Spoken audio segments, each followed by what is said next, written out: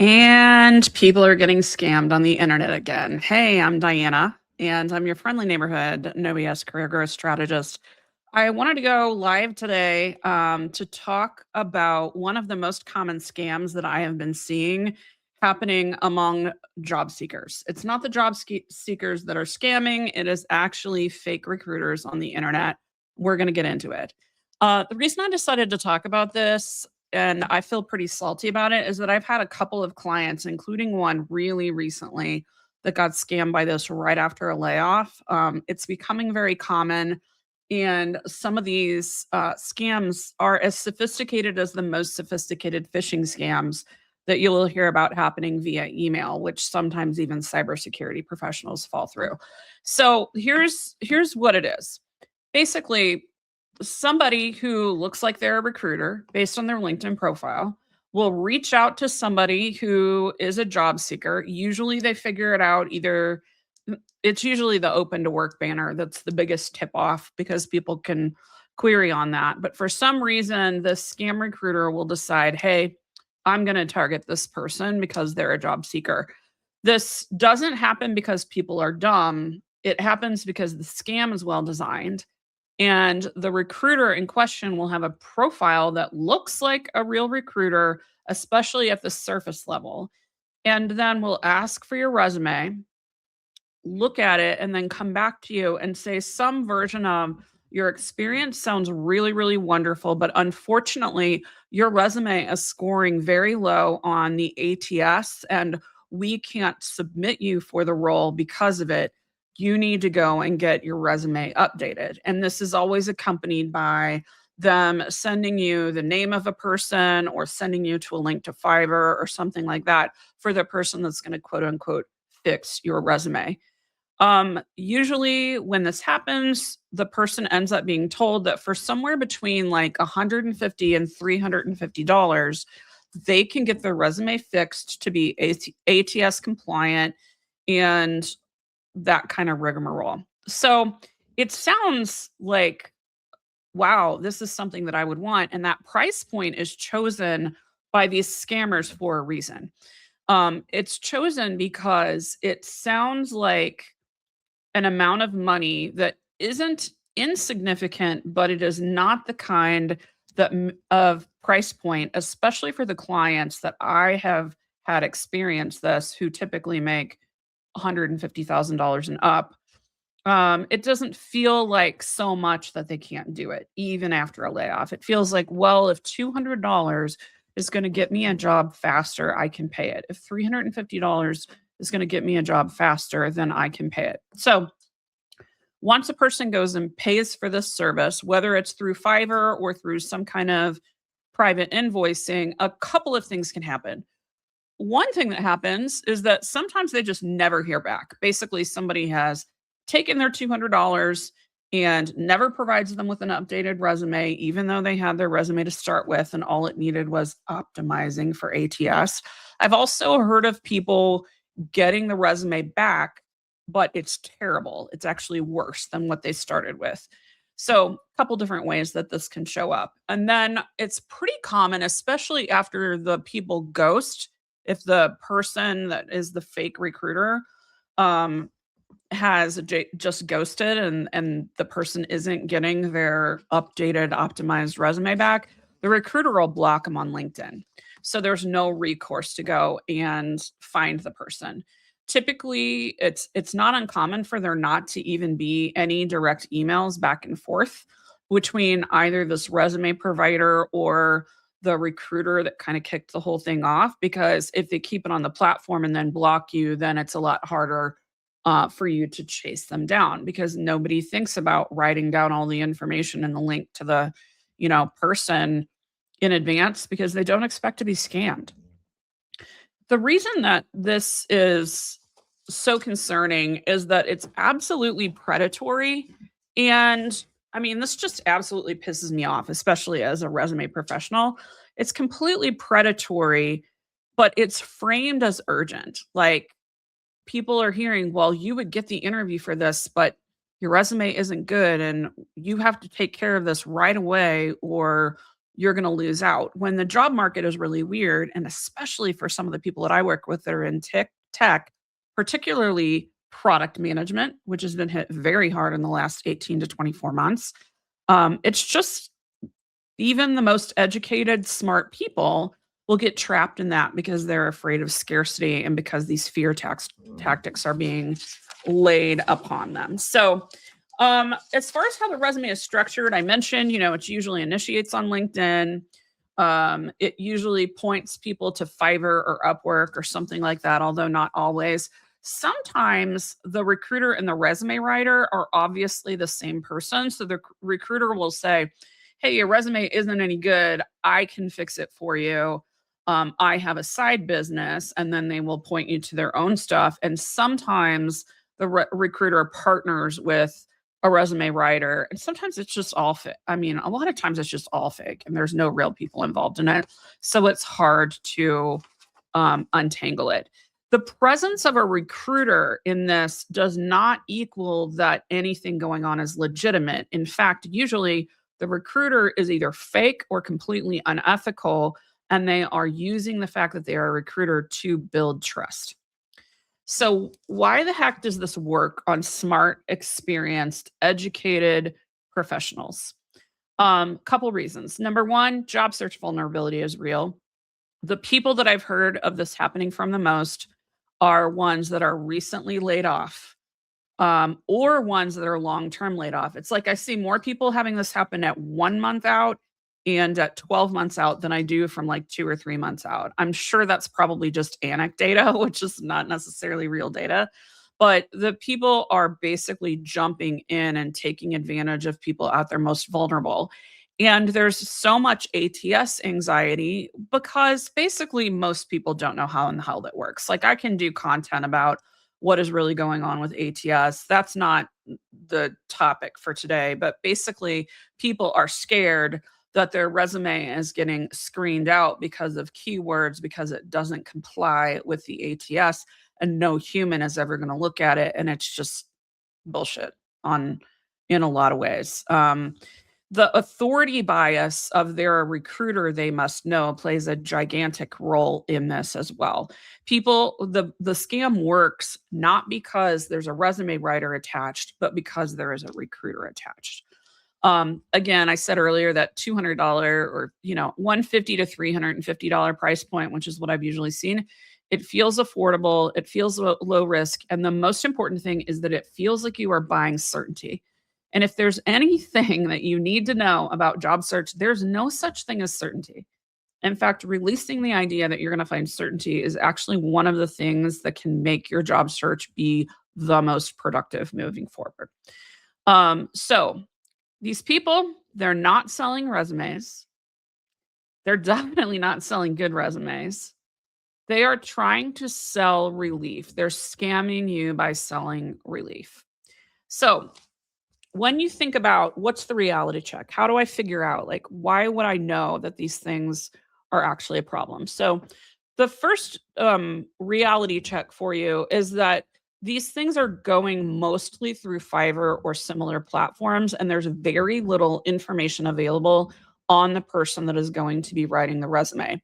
Another thing that seems to be the minority of cases is that it's actually the recruiter that's saying, I have a side business writing resumes. So sometimes it'll look like a direct connection. And I think that my opinion, which I haven't dug tons and tons into research of this because I haven't found as many examples, but it seems to me like the people doing that path of I have the side business writing the resume, I will fix this for you, actually might not actively be trying to scam people. They might just not realize that that is not the way to go. It's not an ethical way to do business. But most of them seem to go through a platform like Fiverr, Upwork, other platforms, which does not by itself mean that it's a scam, but that accompanied by a thin profile on the Fiverr platform or wherever, where you can't figure out any information that's substantive about the person writing the resumes. You can't find examples of resumes this person has written, etc., is really the red flag. The real deal is that experienced, great resume writers that can actually do something to influence your job search positively are not selling $200 services, period. Very, very rarely. The only time that you would see that is if somebody is really new, starting out, and they are trying to build a portfolio. I also know a few people who do this at a low price point on purpose to help serve people. So they are doing quality resumes. But when that's the case, you know the person. Like usually they're posting content about either resume writing or about recruiting or both on LinkedIn. You can tell that they're a real person. But the other thing is that real resumes writers do real intake. No matter what price point they're at, you want a resume writer that does real intake because you're not trying to mass task job descriptions. We can do that with Chat GPT. There's all kinds of problems with doing that. But you can just copy paste all the tasks and do a commoditized, crappy $200 resume that doesn't tell anything about you. That's actually a problem. And that's why people are not getting interviews. People that are writing the resumes that are getting attention are working with people that are doing real intakes. So that could be in the form of a call, that could be some forms, or it could be a combination. In my coaching practice, I do write resumes.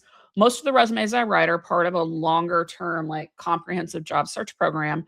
But even when I sell one individually, I'm doing a minimum of a 90-minute intake call with the person whose resume I am writing. I'm looking at prior resumes, even if some of them are old as the hills, and we're crafting a narrative. So we're not just trying to say, here's the tasks you did.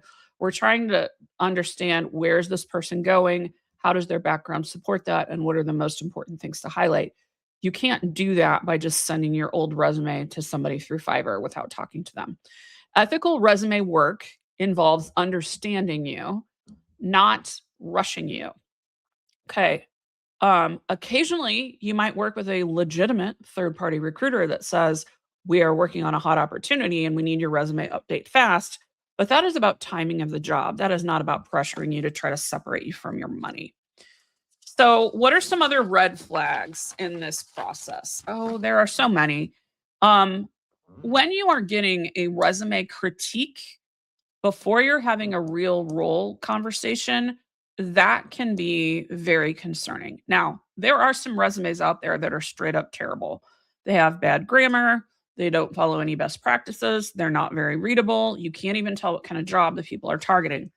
I will give that kind of resume bad feedback if I see it in my inbox because I don't necessarily need to have a real conversation in order to tell someone I can't tell what you're even going for, or this is unreadable mess.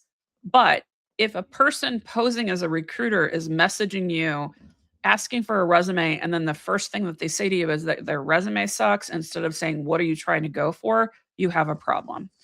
When you get vague fear based feedback, that's also a concern. So if someone is saying, I can't submit you because you don't score high enough on an ATS for many reasons, that is BS and that is a red flag. If there is pressure or urgency tied to a paid service, that's also a concern. I work really hard to not be high pressure in my coaching practice. If I want to hit a revenue goal, I might have a sale. I might do a promotion. Hey, 10% off if you book your resume by the end of the month. That's not what I'm talking about. I'm talking about people that are trying to tell you that basically they won't submit you for anything if you don't do this resume fix, or that you're going to lose out. You're not going to be able to get a job, when they're kind of preying on that fear that you're not going to be able to provide yourself. Another red flag is, I mentioned thin Fiverr or Upwork or whatever profiles. Another one is thin LinkedIn profiles. So if you see a person claiming to be a recruiter, or they link you to a resume writer as part of this whole scam, and they don't have very many connections, they haven't been on the platform for very long, that is a red flag. Something that is a really good tip that comes from people. This came from somebody that said, I did this when I was dating on dating apps, and it works for LinkedIn too. Take an image. If you have a profile picture of the person that is claiming to be either a recruiter or a resume writer, and you go do reverse image search with Google, a lot of times it'll come back that it's a stock photo, or it's not a real person, or it's definitely not a person that matches the name of who they're claiming to be on LinkedIn. So that's another thing that can be a red flag for you. I think that a legitimate recruiter who doesn't have a headshot, like that's just not a thing. Recruiting is a very personal business. And so a recruiter is just not going to be actively working LinkedIn without having a headshot of themselves. So the odds are pretty good you're going to be able to make this work. If fear is the lever in the process, you just need to stop. You just need to stop. So, what do you do if you get taken in by this scam? This is kind of the email that I had from my client in like early December, a couple of weeks after she had been laid off from her product manager job. The first thing you do is just pause and don't engage further immediately. Whether you're at the very beginning of this and you just got the first message from a dodgy looking recruiter, or you're all the way through and you paid Fiverr and you're waiting on your updated resume, just pause and take a breath. If you then want to do the basic checks that we talked about, so review the LinkedIn profiles, try to independently verify any roles or companies that they talked about, whether that is it's probably not going to be that you have a legitimate role or company for the job that they say that they're contacting you about, but you can look at the recruiting company and see, does this look real? Is there actually an LLC behind this? Is there a website behind this, etc.? So you can try to independently verify that outside the ecosystem that they're trapping you in to try to get you to agree to buy this resume optimizations. You can also ask neutral clarifying questions, which often causes scammers to disappear. And when I say neutral clarifying questions, like almost anything other than when do you need this resume back, or how do I pay to get this fixed, is kind of falls in that bucket. The minute you say something like, what is the company that we are applying for? Hey, what is your intake process? How do I know that the person you're sending me to is a good resume writer? They're likely going to disappear as soon as they figure out you're trying to do a little bit of due diligence. And then, of course, you can report them on LinkedIn as a scammer. If you have paid money especially through a platform, you probably could do this through PayPal if that was directly through there. But I know that my client had paid for a resume optimization rewrite thing via Fiverr, and they complained and they got their money back. So, and it didn't even take that long. So they took all the information and said, this is what happens. I was advised by somebody in the industry that this actually might be a scam. Whatever that information was, she was able to submit it and she got her money back. Catching it later is still catching it. So if you get all the way to the end, you've paid that money, they gave you back a resume that's kind of meh, because it's never going to be a great resume that you get back from the scam. You still can file a protest. If you say, hey, Fiverr, they said they were going to give me a much better resume and they didn't, it's at least worth a shot. There's a chance that Fiverr could say, well, we're not going to give you your money back because you did get a resume from them. Okay, fine. You at least tried. So, a couple things to keep in mind about ethical professionals. So, these are things you can look at more broadly if you zoom out from the scam, because I'm sure that people are going to invent a bunch of other scams now that the world is catching wise to this one. Few things to note. Number one, ethical recruiters do not try to monetize their candidates. They especially don't do it outside the role that they're filling. So I do know people who are recruiters and they are resume writers, but I have never talked to a legitimate one of those that didn't say some form of, I keep a wall between what I'm doing at my work and what I'm doing for my resume business. They are not trying to cross pollinate, very rarely. And if they are, they're going to tell you about it. They're going to disclose it to you. You will probably have had a phone call or a Zoom or something that makes you feel reassured that this is a real person. The other thing is, ethical resume writers do not promise ATS magic. When I get together with my fellow career coaches and resume writers to talk about things in the industry, one of the top things that we're complaining about is the shysters that are going around saying, I can sell you an ATS compliant resume template, or I am guaranteeing that I will make your resume pass the ATS. None of those things can ever happen. We can make it get closer. We can make your resume parse better. We can make it look better, but it's a lot of work to do it. And we're mostly writing for the human end, not for the ATS. Ethical resume writers also don't rush. Occasionally you'll run across an ethical resume writer that happens to have a hole in their schedule right when you need to get a resume written, and you can get it turned around pretty fast. But they're not going to try to rush you into giving you money right away so that they can write a resume overnight and get it back to you. That's just not a way that ethical resume writers really work. Ethical resume writers do perform intake. So they will do some kind of coaching call, some kind of Google form where you submit your prior resume and a link to your LinkedIn and some information about what your target job is and all that kind of stuff. There's a lot of different ways to do that. But if you are not being asked what you're trying to target, what information you already have, you've got a problem. They also price according to scope and expertise. That shows up a couple of ways. It shows up related to the resume writer's expertise and their process, and it shows up according to the candidates. So I know quite a few people that do resume writing for like basically all levels of career, from freshly graduated students all the way up to the C-suite. And they recognize that there's substantial differences between what is needed to capture the attention the best and to give the highest possible chance of being called in for an interview for each of those levels, and they charge accordingly. So, a resume for somebody coming out of school, that if there's going to be anybody where their resume only costs a few $100s, it's that category. But people that are really successfully helping VPs, SVPs, and C suite get connected to opportunity are almost never charging over a few $100s. The best executive resume writers I know charge $3,000 to $4,000. And their packages typically include a resume. They may include, like, hey, I'll tweak it for a few different roles, like maybe up to 2 or 3 versions. And it often includes like an executive bio that might be given to a board of directors. Like, it's very robust what has to happen at that level. I kind of sit in the middle and I do a pretty high touch process with people where my intake is all via Zoom, kind of in a coaching call format. I give information to people ahead of time to help them prepare for the Zoom. Like, I'm very much trying to set up for success so I can turn around quickly.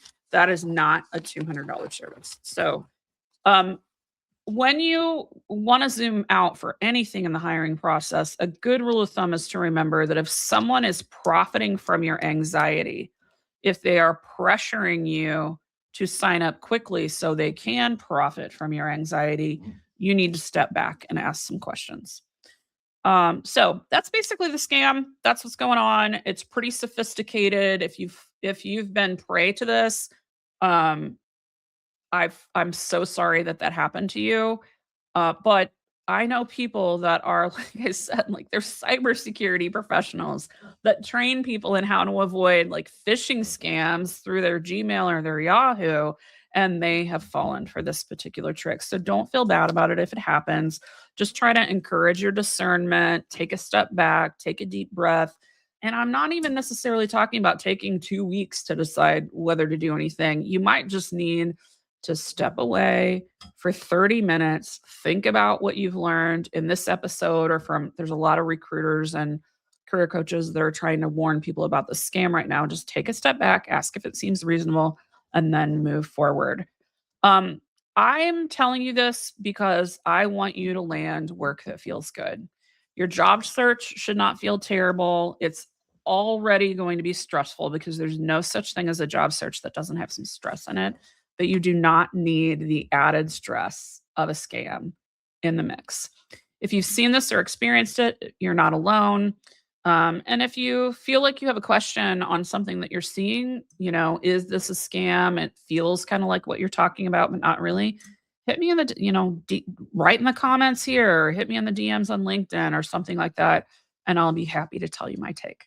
All right. That's it for today. Have a great day, everyone.